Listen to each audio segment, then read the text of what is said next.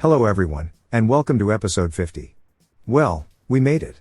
We are 50 episodes into the series, with no end in sight. And since I managed to make 2 episodes every week since the start, this means that next week will also mark the point where the series has been going for half a year. I was hoping that maybe we could mark the occasion with the new water and sewage update, but unfortunately that isn't the case. There are still things to fix it seems, and I would much rather play with the most ironed out and bug-free update that we can. So instead, I got ourselves a new monument, that will go up on the hill next to Mutagrad, where those 2 memorials currently stand. Having it look over the Republic from there seemed like the perfect spot. Apart from that, we will also finish building the aluminium industry, except for one of the buildings.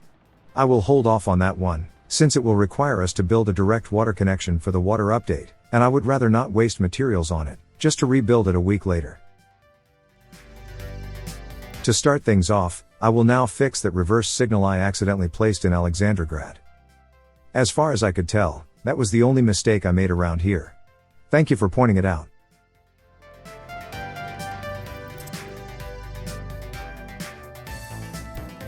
Next, I will take advantage of the boxcar paint job mod I managed to find on the workshop. It has about 5 extra textures for these newer models.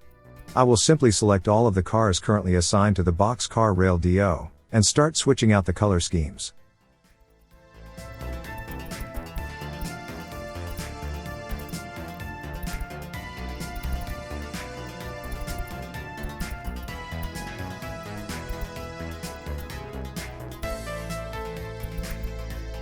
This should make our trains look a bit more interesting. There are even more cars waiting for us in the export office. I will deal with those later. But first, I think it's time to place that monument I talked about in the intro. I had quite a few options to choose from, and ultimately I decided to go with this. The Ukrainian motherland statue from Kyiv. According to my cursory research, it houses a World War II museum and memorial in real life. For us, it will serve as a celebration of the 30th anniversary of the founding of the Republic. We started in 1960, and it is now 1990. We've been going for 30 years. Kind of nice that it also coincided with our 50th episode. And now that we have helicopters building stuff, we don't need to fiddle with the footpaths, just to get road vehicles up to it. Here, I disabled construction on the alumina plant. Everything else can go ahead, but this one will require a water connection in the upcoming update, so as I said in the intro, I would rather not build it twice if I can help it. It's a big boy, needing lots of materials. For now, I only want to build the surrounding infrastructure. So every big building is paused right now, and I will resume construction when everything else is finished.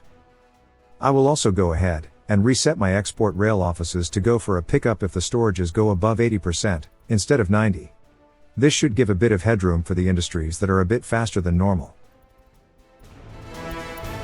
And since I'm already fiddling with the boxcar export office, might as well apply the different paint jobs to these wagons as well.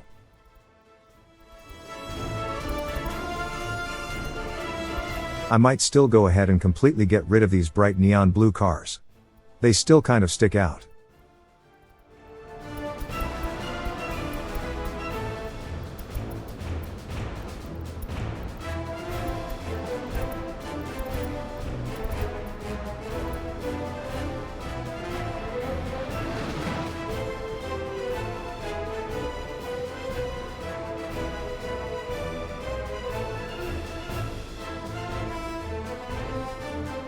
Next up, the fabric factory next to the vehicle assembly plant. We can use the warehouse as a source of chemicals, and we only need to build a grain silo next to it for storing crops.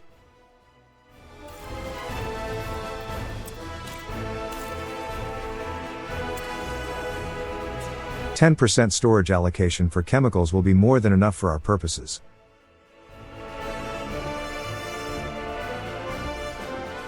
We only need to add this new material to that particular warehouse in the rail DO, and it's all set. As for the crop deliveries, we can use Gemstonia for that. The 2 distribution offices there are already full of assignments, but if we remove one field from each, it will free up one slot in both, and we can use them to deliver the necessary materials to the grain silo that we will build later.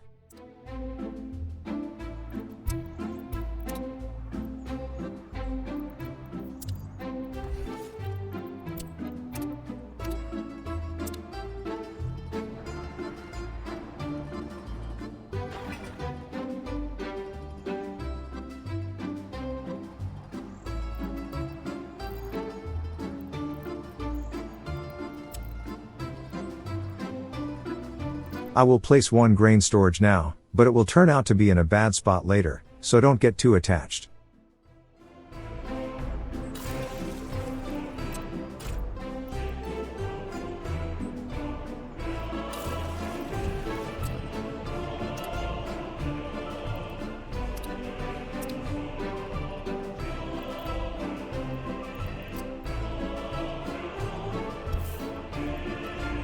And that's why we need to add footpaths for the fabric factory, and I already know from my tests that we need to be precise with it, if we want to ensure that workers can reach the factory from the local train station.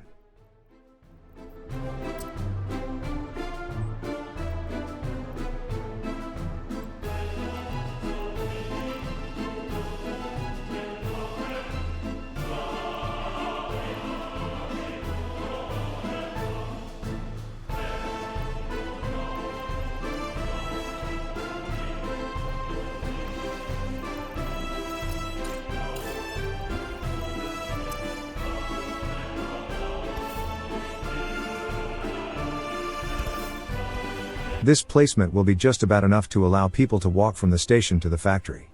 Now we only need to add the road for the grain silo, and it's all ready to go.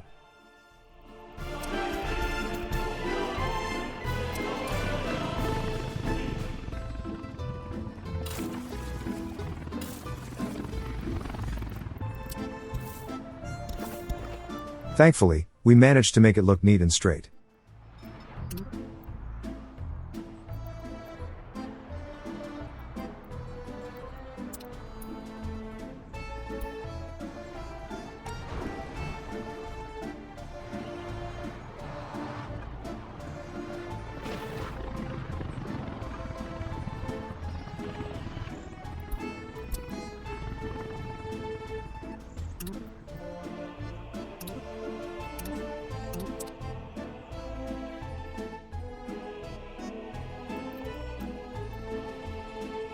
With those two fields gone, we might as well get rid of the windbreaker trees.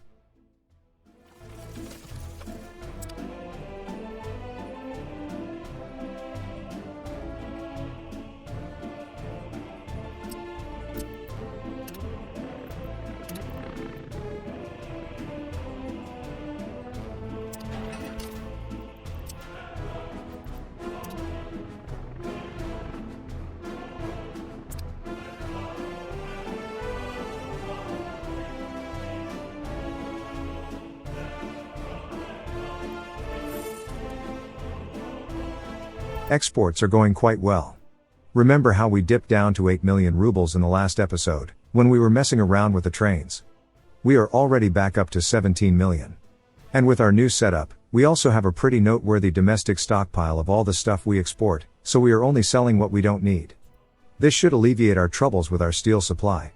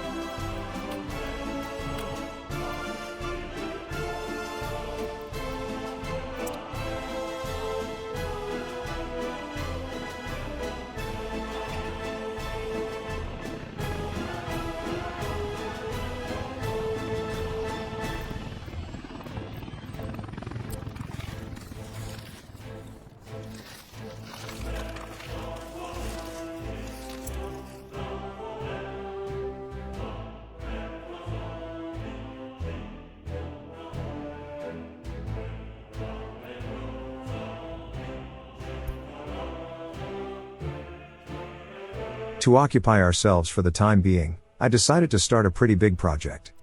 A Trans-Republic Railway. As I've said in earlier episodes, there are only 2 high-capacity customs houses on this map, and both of them are on the NATO side. So, why not build a railway that will cross the entire country, and connect up to it? While it won't be used for years to come, there is no point letting our track layers sit idle, so this big project should give them something to do. As the first step on this journey, I wanted to finish building that junction that's been sitting incomplete for over a decade at this point.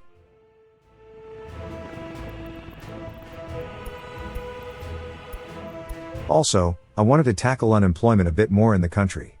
The biggest hotspot is still the center of Mikhailovia, but Mutograd also suffers a little bit in this regard.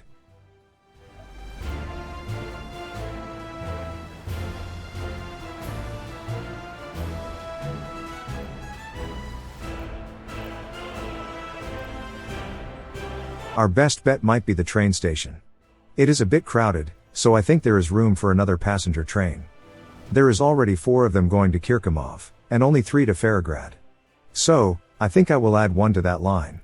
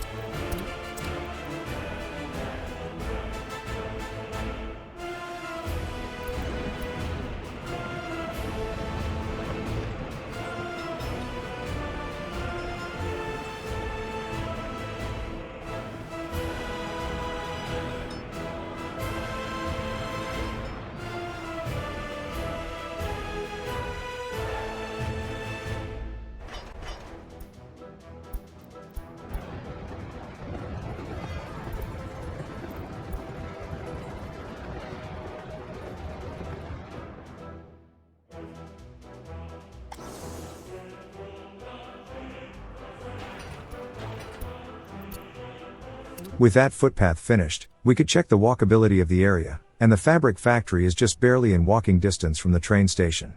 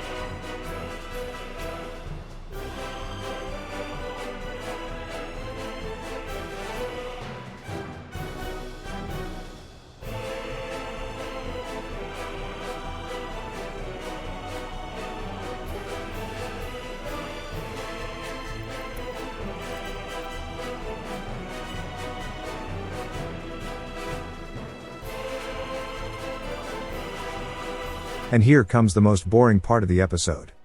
We still need to add a way for workers to arrive at the coal mine. And since I already promised that I will use helicopters, we will need to add a heliport. And that's a pretty big building, especially for such a steep mountainside.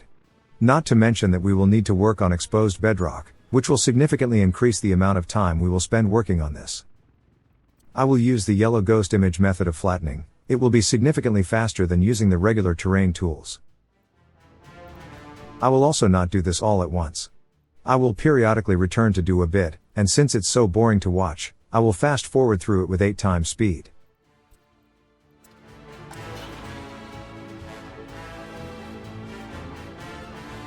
This is where I notice that the fabric factory has no power.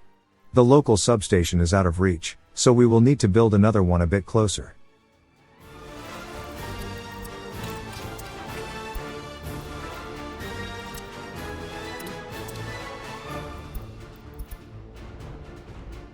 And with that old junction finally finished, we can start building the biggest rail project in the history of the Republic.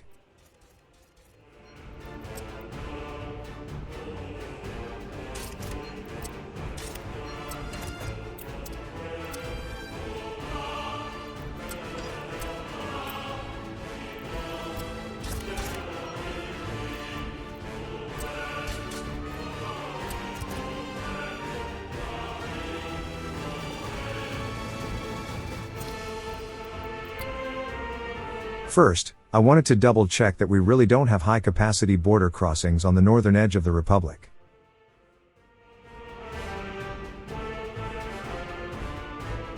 And indeed, the closest one is on the far east side of the map, so we will need to weave our way between mountains and through valleys to reach it. We will even need to cross the river at one point.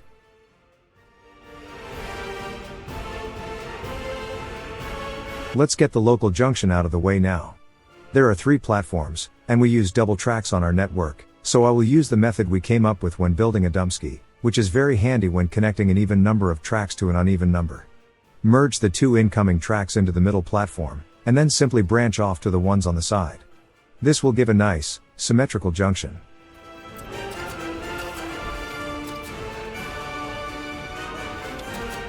Now just add a crossing, and it's all ready to be built.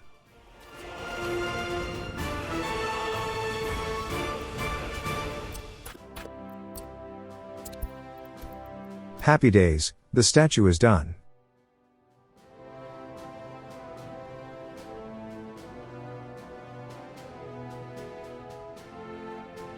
I really like how it looks on top of this mountain.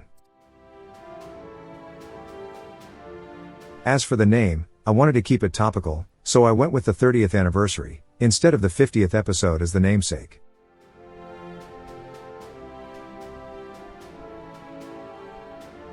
Well, it's not really a memorial, more of a celebration.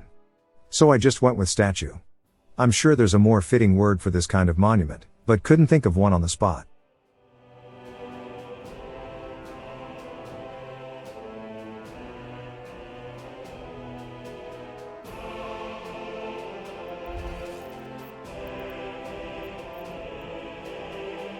Now, finding a way through the mountains and valleys was a small project in itself. But that's why I decided to set the map up this way in the first place, so it's not all straight lines and boring flatlands as far as the eye can see.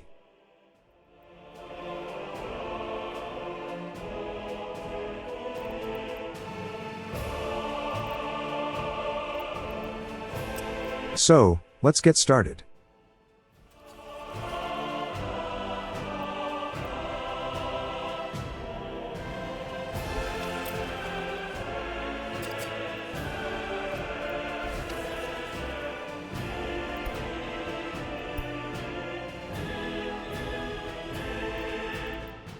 By the way, I will remove all nodes from this new addition to the network, so in the end, we won't need to worry about building it in phases.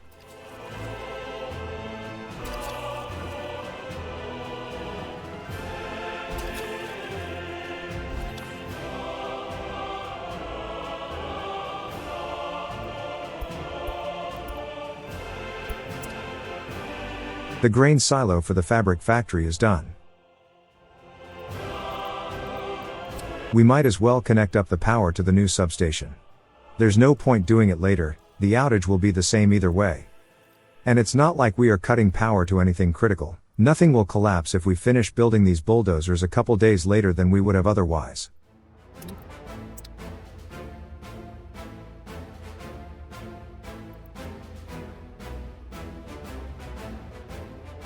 The fact that we are building this new railroad during winter was a really bad decision. Trying to find the white plans on the snow was really straining my eyes. Anyways, a bit of a boring segment coming up, so I will add some extra fast forwarding to it.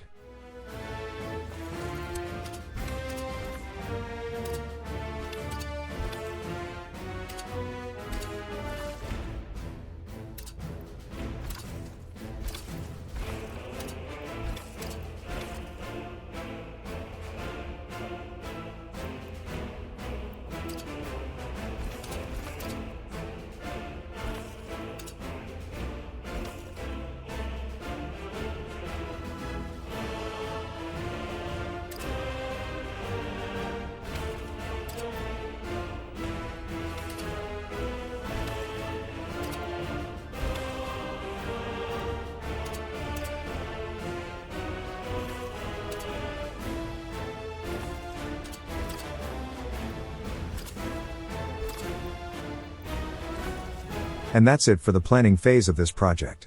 Next, I will place the bridge over that river.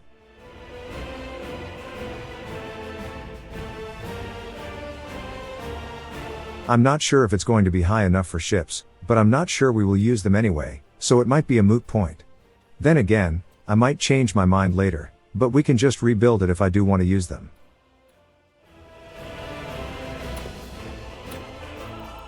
Unfortunately, we are not really spoiled for choices when it comes to rail bridges. They are all pretty bland. I mean, they look great over short distances, but for such wide crossings, they are a bit forgettable.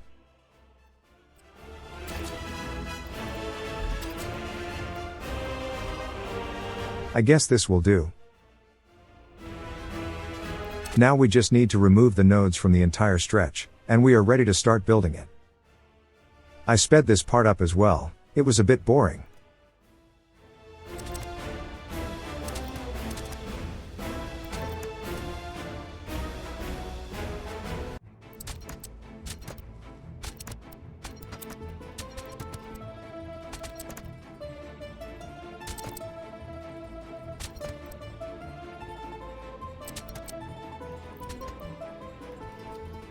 And that's that. Now that they are no longer just white plans in the game world, we can check their resource requirements, and they seem to match up on the two sides of the tracks. This tells me that we should be okay on the nodes. There were also no yellow construction signs when we zoomed out, so yeah, I think we managed to get rid of all of them. I also added 2 extra signals at the end of the line. This way, the 2 track layers can work in parallel, since the 2 sides are now 2 separate blocks. If I didn't add them, then the junction at the customs house would merge them into 1 block, and only 1 track layer is allowed in 1 block at a time.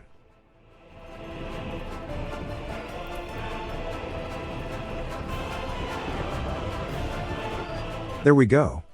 They are working side by side.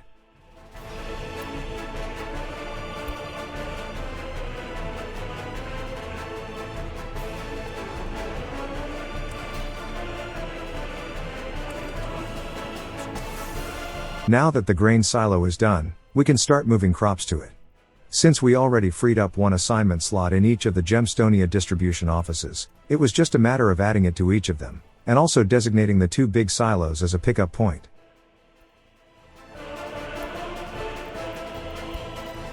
And the trucks are off. They will load up at the local silos, and move it to the fabric factory.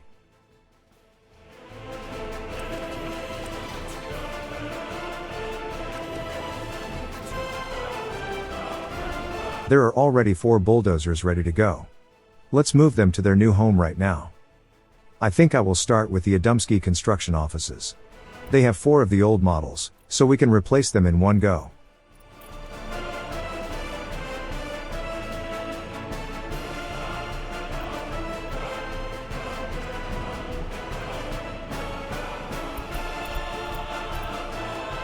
Instead of bothering to use trucks, I will just tell them to drive themselves. It's close enough that they can do it, even with snow on the road.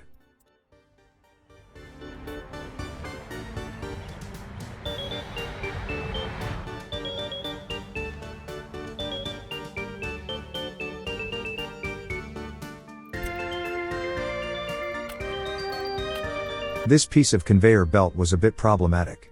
Even when adding a footpath, the road vehicles were not able to reach it. And there was no room for the helicopters to land.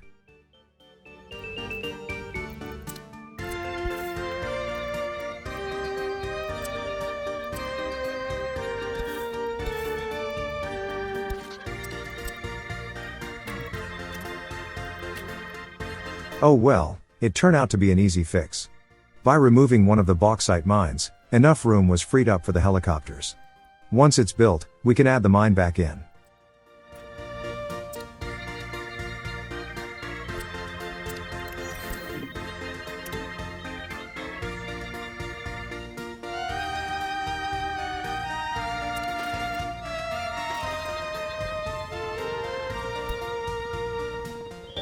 I've been delaying it long enough, time to continue flattening the little shelf for the heliport. By the way, it's sped up to 8 times speed. It's enough that one of us suffered through it all.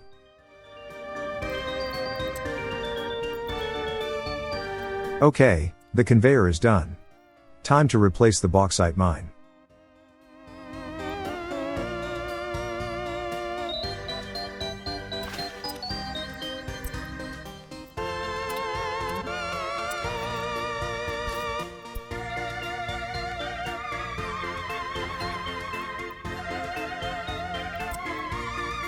Now that the surrounding infrastructure is done, we can start building the production facilities themselves.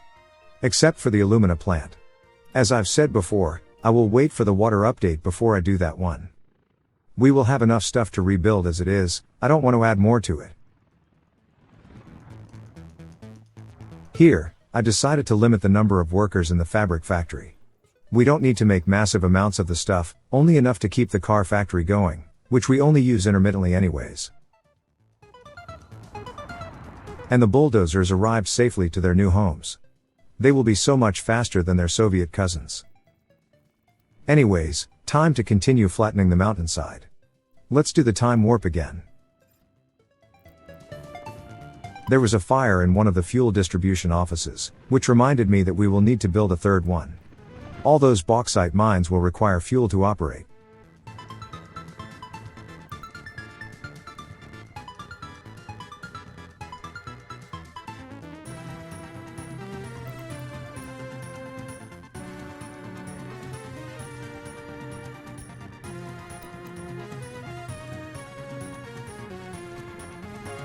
Here, I saw that the iconic Trebi car is about to go off the market. Well, not on my watch. I went ahead and bought the blueprints for both versions in the car factory.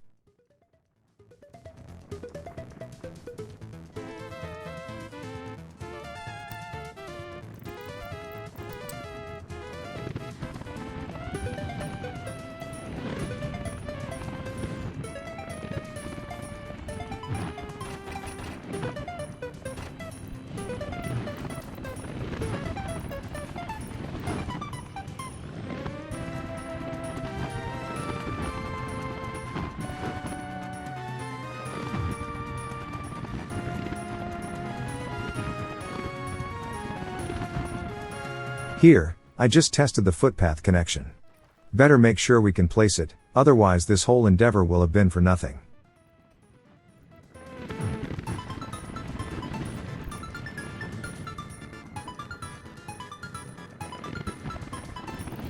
Finally, we made a big enough shelf that we can start using the heliport itself to flatten.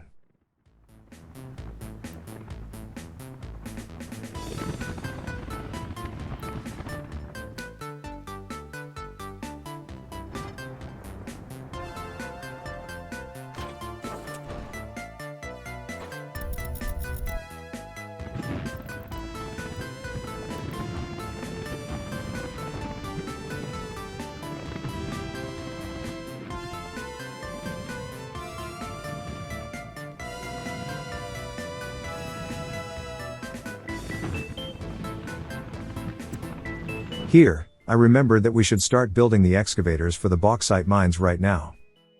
It's better to have them ready by the time we want to start up production.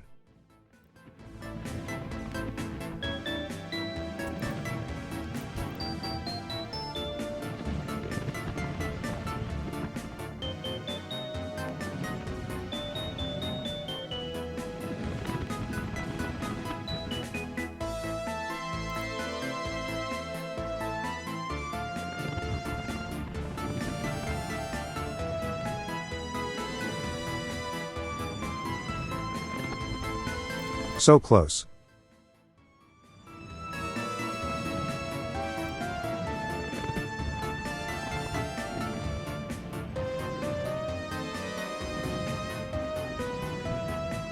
And it's done. Holy moly, that was a lot of time I spent holding down the mouse button.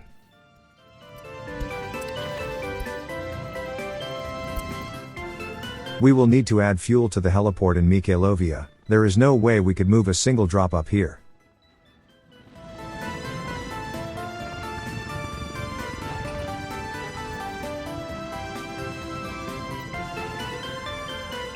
And construction on the aluminium district is going rather nicely. We can achieve wondrous things if we have the materials to do them. If we were still using the old rail distribution method, we would have run out of steel a long time ago. But now that we have a buffer storage at the steel mill, we can build such big projects lightning fast.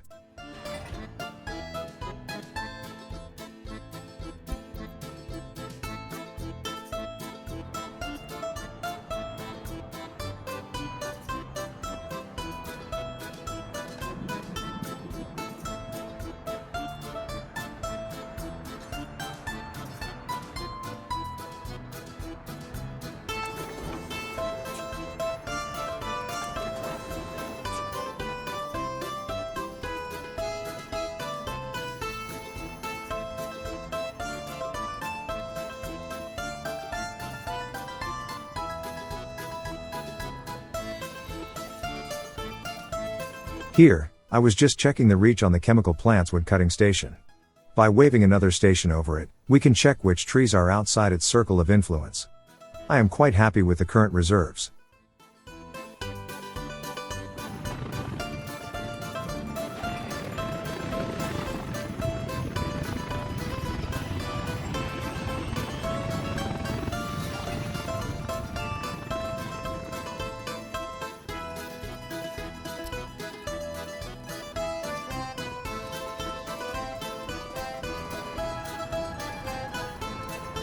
I wanted to place a central name tag for the aluminium district. I just kept adding them until I found one that I disliked the least.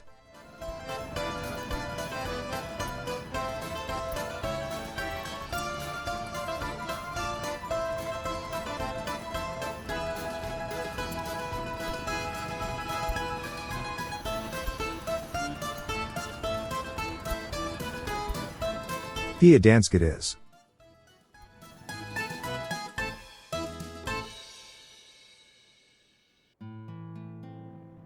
I was about to finish the episode, but then I remembered that we still need to add an outside storage for the aluminium plant.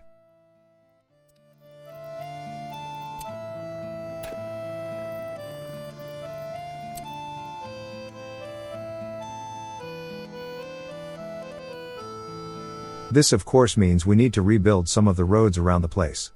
And we are not even thinking about the rail tracks yet.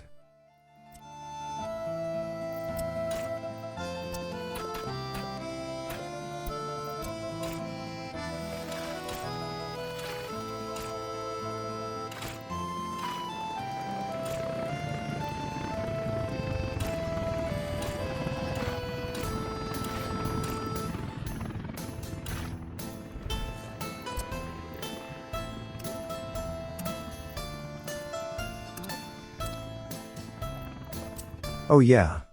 We will need to rethink this place a bit more. I will try to squeeze in the tracks among the roads at first, but when I see how ugly the result is, I will quickly decide to do a better job at it.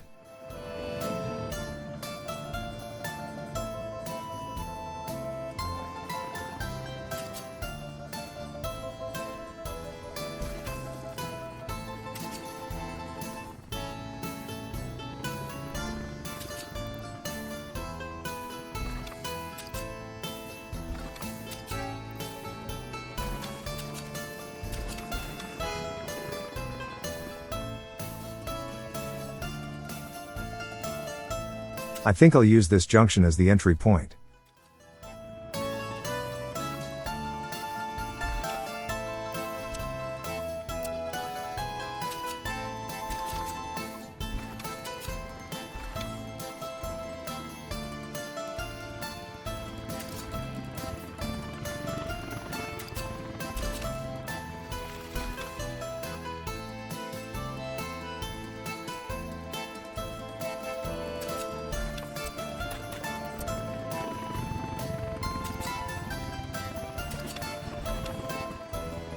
Yeah, I think we can do better.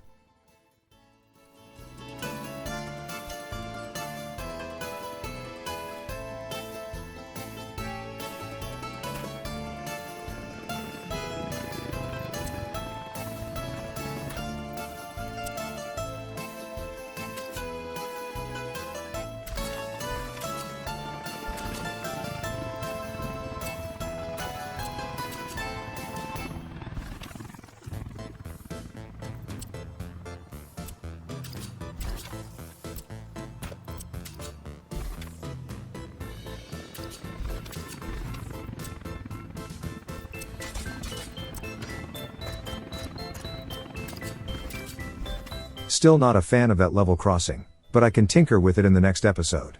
I would prefer if the curve on the tracks were a bit smoother, because if something should have sudden turns, I'd prefer if it was the road. But overall, I am reasonably happy with how things came together.